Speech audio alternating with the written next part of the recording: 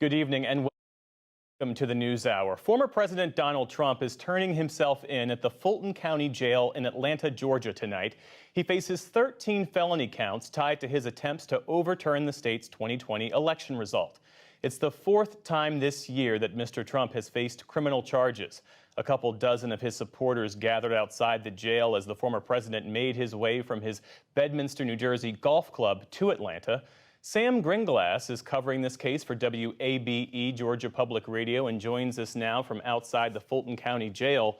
So Sam, walk us through what the former president will experience as he surrenders himself and is booked at that jail behind you.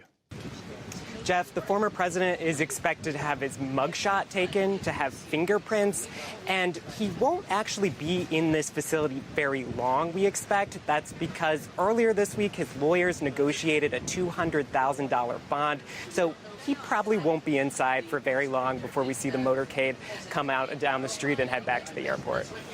Earlier today, Donald Trump shook up his Georgia legal defense team. Why? What does his new attorney, Stephen Sato, what does he bring to the team?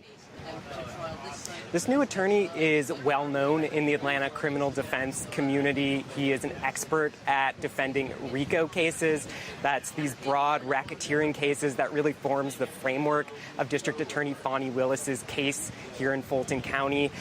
He has represented some famous clients in the past, like Usher and T.I., and really brings that experience with running a high-profile case like we'll have here in Fulton County. Sam, two of the Georgia co-defendants in this case, Mark Meadows and Jeffrey Clark, tried to have this state case moved to the federal court on the grounds that they were federal officials when these acts were committed. But the judge in this case rejected that argument. And in fact, Mark Meadows was among those who surrendered and was booked today. What comes next on that front? Yeah, so the judge rejected their argument to basically postpone them having to surrender themselves while that argument plays out. There's a hearing scheduled on Monday in federal court to determine whether it can be moved out of state court and into federal court. And what that judge will have to consider is whether these acts were committed under the color of office, basically as part of the official duties of these defendants when they were working out of the White House back in 2020 after the election.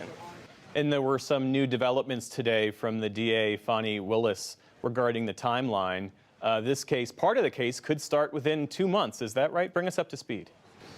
So one defendant filed a motion for a speedy trial, which is something you can do under Georgia code. Now, one question here will be what happens to the rest of the defendants. The district attorney has said that she is ready to go and move ahead to a trial for all 19 defendants.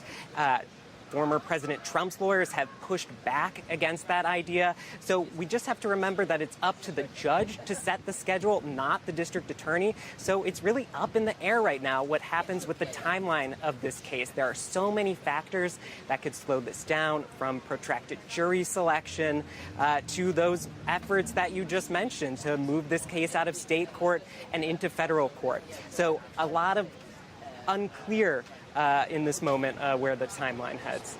And the one defendant you mentioned is Kenneth Cheesebro, who allegedly helped plan the fake elector strategy. The judge in this case said that his trial will start on October 23rd. But let's talk more about this judge, because he seems to be making decisions fairly rapidly. What more can you tell us about him? So this judge was an appointee of Governor Brian Kemp, who's a Republican. He's actually only been on the bench for a couple of months, so he's fairly new to the courtroom. But lawyers who have worked with him, who have stood on the other side as defense attorneys when he served as a prosecutor, have said that he is smart and kind, and this will certainly be his biggest case yet.